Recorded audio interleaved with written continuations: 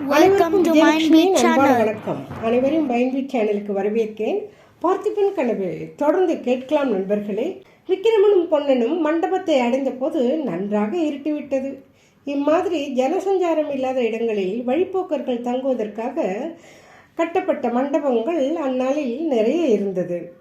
மகேந்திர சக்கரவர்த்தியின் காலத்தில் அவருடைய கட்டளையின் பேரில் கட்டப்பட்டிருந்தபடியால் அவற்றுக்கு மகேந்திர மண்டபங்கள் என்ற பெயர் வந்தது. மண்டபத்துக்கு வெளிப்புறம் இருந்த திண்ணையில் விக்கிரமனை உட்கார செய்து பொன்னன் உள்ளே சென்று தான் அங்கு வைத்திருந்த உலர்ந்த துணிகளை எடுத்து வந்தான். விக்கிரமன் அவற்றை உடுத்தி கொண்டான்.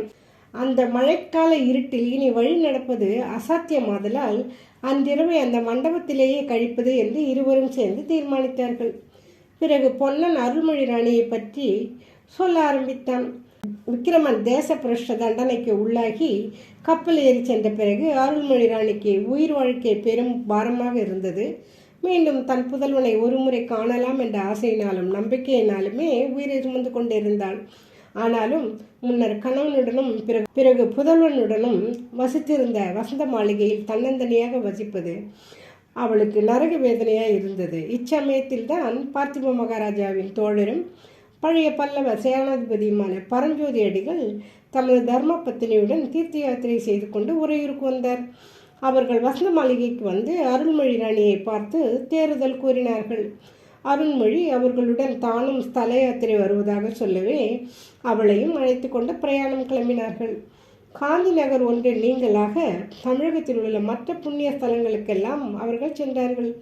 2 வருட காலம் இவ்விதம் யாத்திரை செய்த பிறகு சென்ற வருஷம் தை மாதத்து அமாவாசையில் காவேரி சங்கமத்தில் ஸ்நானம் செய்யும் பொருட்டு அவர்கள் பரஞ்சோதி அடிகளின் சொந்த ஊராகிய கோட்டாங்குடிக்கு வந்து சேர்ந்தார்கள். சென்ற வருஷம் தை அமாவாசையில் மகோதய புண்ணிய காலம் சேர்ந்தது. அதனுடன் அன்று சூரிய கிரகணம் சம்பூர்ண கிரகணம் பிடிப்பதாய் இருந்தது. இந்த விசேஷ புண்ணிய தினத்தை முன்னிட்டு அன்று காவேரி சங்கமத்தில் சமுத்திர ஸ்நானம் செய்வதற்காக நாடெங்கும் இருந்த ஜனங்கள் திரளாக வந்தார்கள். பொன்னனும் வள்ளியும் கூட உறையூரிலிருந்து நெடுநாள் பிரயாணம் செய்து காவேரி சங்கமத்துக்கு வந்து சேர்ந்தனர். உறையூர் வாழ்க்கை அவர்களுக்கு பிடிக்காமல் போயிருந்தபடியாலும் அருள்மொழி ராணியை ஒருவேளை சந்திக்கலாம் என்ற ஆசையினாலும் தான் அவர்கள் வந்தார்கள். அவர்களுடைய ஆசையும் நிறைவேறியது. திருச்செங்காட்டாங்குடியில் அருள்மொழி தேவியை அவர்கள் சந்தித்து கொண்டார்கள். புண்ணிய தினத்தன்று காலையில் பரஞ்சோதி அடிகள் அவர்களுடைய பத்தினி திருவெண்காட்டு நங்கை அருள்மொழி ராணி பொன்னன் வள்ளி எல்லாருமாக காவேரி சங்கமத்துக்கு கிளம்பினார்கள். சங்கமத்தில் அன்று கற்பனை கடங்காத ஜனத்திரள் கூடியிருந்தது. உலகத்தில் உள்ள மக்கள் எல்லாம் திரண்டு வந்து விட்டார்களோ என்று தோன்றிற்று. ஜலசமுத்திரத்தை கண்ட உற்சாகத்தினால் ஜலசமுத்திரமும் பொங்கி கொந்தளித்து கொண்டிருந்தது. சமுத்திரம் பொங்கி காவேரி பூம்பட்டினத்தை கொள்ளை கொண்ட காலத்துக்கு பிறகு காவேரி நதியானது மணலை கொண்டு வந்து தள்ளி தள்ளி சமுத்திரத்தை அங்கே வெகு தூரத்துக்கு ஆழமில்லாமல் செய்திருந்தது.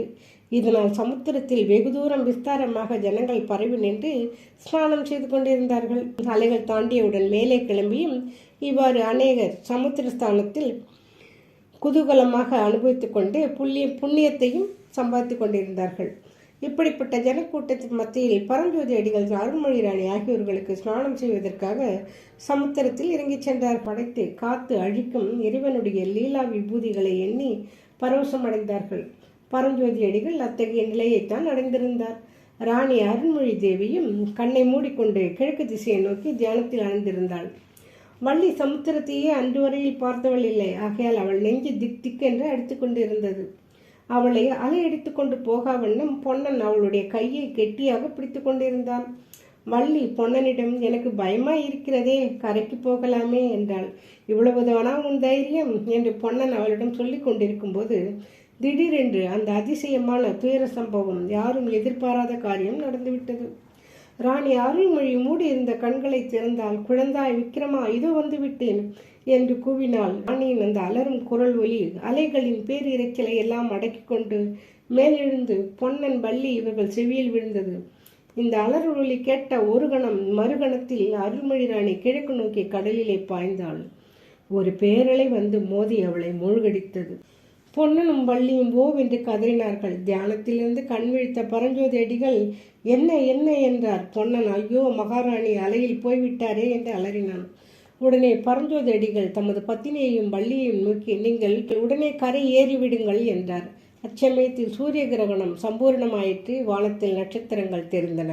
இருட்டினால் கலவரமடைந்த ஜனங்களின் மத்தியில் அப்பா, அம்மா, மகனே என்று கூக்குரல்கள் கிளம்பின. பக்தர்களுடைய பரவச குரலில் ஹரஹர சம்போ என்ற கோஷங்கள் எழுந்தன. அந்த கிரகண அந்தகாரத்தில் கடல் அலைகளுடன் போராடி கொண்டு பரஞ்சோதி அடிகளும் பொன்னனும் அருள்மொழி ராணியை தேடத் தொடங்கினார். ஆற்றில் குதித்த அருள்மொழி ராணியின் நிலை என்ன? பார்த்திபன் கனவு தொடர்ந்து கேட்கலாம் நண்பர்களே. இந்த கதையை கேளுங்க. பிடிச்சிருந்தால் லைக் பண்ணுங்கள், ஷேர் பண்ணுங்கள், கமெண்ட் பண்ணுங்கள். மைண்ட் பீட் சேனலை சப்ஸ்கிரைப் செய்யுங்க. தொடர்ந்து நிகழ்ச்சியில் பயணித்து வாருங்கள். மீண்டும் அடுத்த நிகழ்ச்சியில் சந்திப்போம் நண்பர்களே. நன்றி, வணக்கம். Thank you for watching.